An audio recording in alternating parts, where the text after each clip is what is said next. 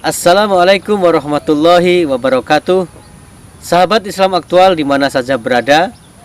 Sekarang ini saya sedang berada di sebuah tempat di area persawahan di sebuah kawasan, yaitu di pesisir utara Lamongan, Jawa Timur.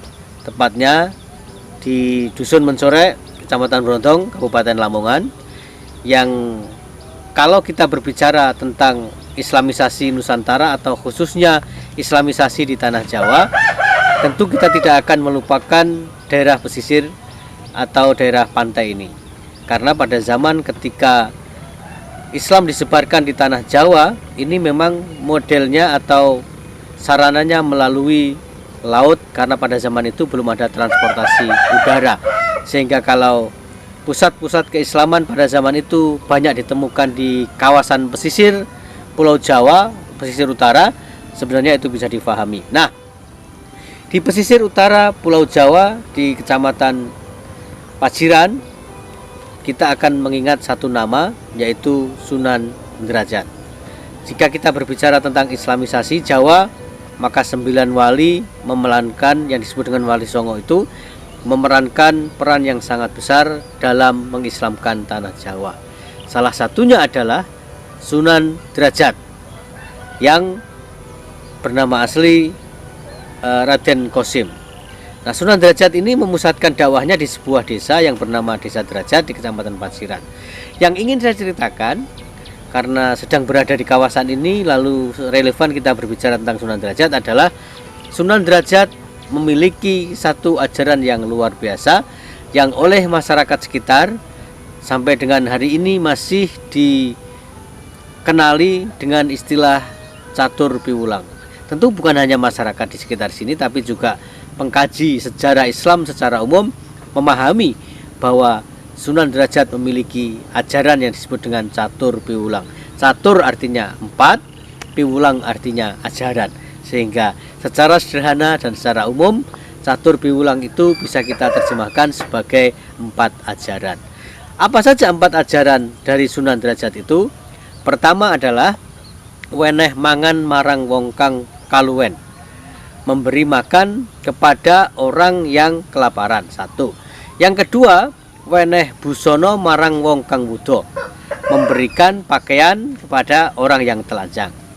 Yang ketiga adalah weneh payung marang wong kang kudanan, memberikan payung kepada orang yang kehujanan. Dan yang terakhir adalah weneh teken marang wong kang wuto lan kalunyon, memberikan tongkat kepada orang yang buta dan takut terpeleset atau sedang dalam keadaan yang sangat licin sehingga dia memerlukan perlindungan alat bantu, maka berikanlah tongkat kepada mereka. 4 ajaran ini sangat terkenal dan sebenarnya memberikan satu pelajaran kepada kita tentang pentingnya memberikan makan, memberikan pakaian, memberikan perlindungan payung, dan memberikan sarana atau alat. Saya ingin mengurai satu-satu. Dalam kesempatan kali ini saya ingin membicarakan dulu tentang makan. Memberikan makan kepada orang yang kelaparan, ini bisa kita artikan secara fisik apa adanya, dalam arti memang memberi makan untuk orang yang kelaparan, tapi juga dia bermakna sangat luas. Dalam arti memberikan makan, Al-Quran banyak berbicara tentang bagaimana memberikan makan itu memiliki peran penting dalam beragama. Di dalam surat Al-Ma'un disebutkan fawailul lil musallin, dan orang-orang yang sholat itu memiliki peluang untuk masuk neraka. Fawailul lil musallin. Jadi ada ancaman orang yang sholat tapi masuk neraka. Maka dikatakan di situ fawailul lil musallin. Di situ kenapa dia masuk neraka? Karena yakhuddu ala tu'amil miskin. Mereka mengabaikan, tidak mengambil perhatian kepada makan orang miskin. Atau di dalam surat Al-Balad disebutkan au it'amun fi yaumin di masgobah, atau memberikan makan dikala terjadi kelaparan.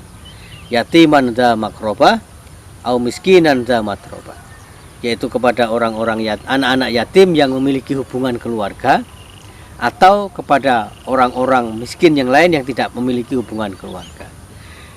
Dua contoh ayat ini memberikan gambaran kepada kita pentingnya memberikan makanan.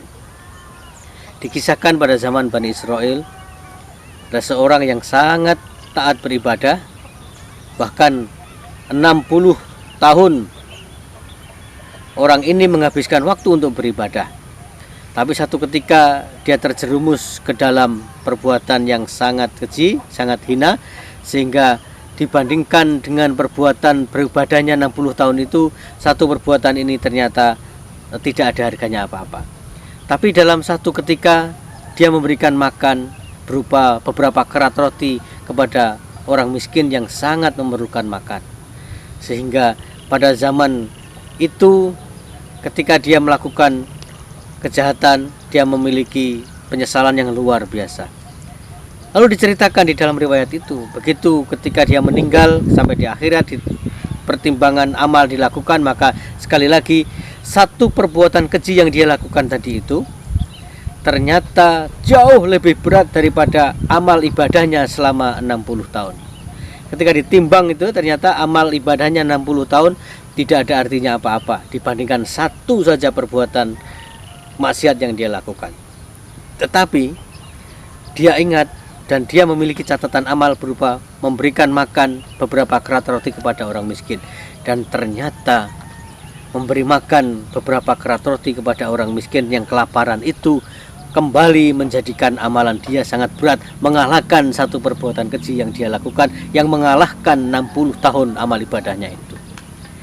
Ini penting sekali secara sosial untuk kita terjemahkan.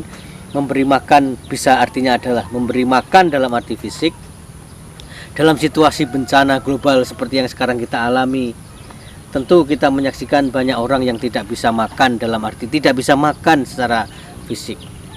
Oleh karena banyak sekali profesi-profesi, pekerjaan-pekerjaan harian yang hanya dengan pendapatan hari itu orang-orang itu bisa makan. Sehingga bagi mereka yang berkelebihan, maka perlu ditanamkan kesadaran untuk memberi makan dalam arti berbagi kebahagiaan kepada mereka yang sedang mengalami kesusahan. Itulah yang disebut di dalam surat Al-Barat itu miskinan dza matroba, orang-orang miskin lain yang tidak memiliki hubungan keluarga dengan kita. Tetapi secara sosial ini juga bisa dimaknai dalam arti yang lebih luas bagi mereka yang menjalankan aktivitas dakwah, bahwa di dalam menjalankan aktivitas dakwah kita sering mendapatkan kelompok-kelompok yang cara berdakwahnya itu alih-alih merangkul tetapi memukul. Cara dakwahnya menghakimi, bahwa dalam penghakiman itu seolah-olah orang miskin selalu menjadi objek, sehingga karena orang miskin tidak bisa beramal maka divonis sebagai penghuni neraka. Karena dengan kemiskinannya mungkin dia lalai menjalankan ibadah, maka bukan soal kelalaian ibadah orang-orang miskin itu yang harus kita persoalkan, tapi kenapa dia harus lalai beribadah? Karena dia harus memenuhi, mereka harus memenuhi kebutuhan-kebutuhan pribadinya yang sangat mendasar. Maka ini mengajarkan kepada kita di dalam berdakwah, sebelum kita ajak mereka berbicara tentang persoalan-persoalan yang lebih menjadi konsumsi pikiran dan otak, ada baiknya kebutuhan-kebutuhan mendasar dipenuhi. Maka kepada kita semuanya, para aktivis, para anggota masyarakat, dalam mempertimbangkan situasi di masyarakat, hendaknya selalu berpikir tentang memenuhi kebutuhan dasar manusia itu harus kita lakukan sebelum kita berbicara tentang hal-hal yang lain. Maka ajaran Sunan Derajat weneh mangan marang wong kaluwen itu sekali lagi punya dimensi yang sangat luas. Beliau berbicara pada aspek mendasar kebutuhan manusia. Agama itu kebutuhan mendasar manusia pada dasarnya, tapi kebutuhan akan agama itu sifatnya non fisik, imaterial, sehingga tidak kelihatan. Maka pesan Sunan Derajat tadi saya tafsirkan sebagai, sebelum kamu berbicara tentang kebutuhan dasar yang imaterial berupa agama itu kepada masyarakat, ada baiknya penuhilah kebutuhan dasar berupa kebutuhan dasar jasmania, yaitu makan itu. Sehingga dengan demikian kita semuanya bisa memahami bahwa kebutuhan dasar manusia menjadi sangat penting di dalam kebutuhan kehidupan sehari-hari. Maka ini harus kita dipertimbangkan dalam rangka dakwah. Demikian, mudah-mudahan bermanfaat. Kita akan sambung dengan pembicaraan tentang weneh busono marang wong kang wuda pada seri berikutnya. Terima kasih. Assalamualaikum warahmatullahi wabarakatuh.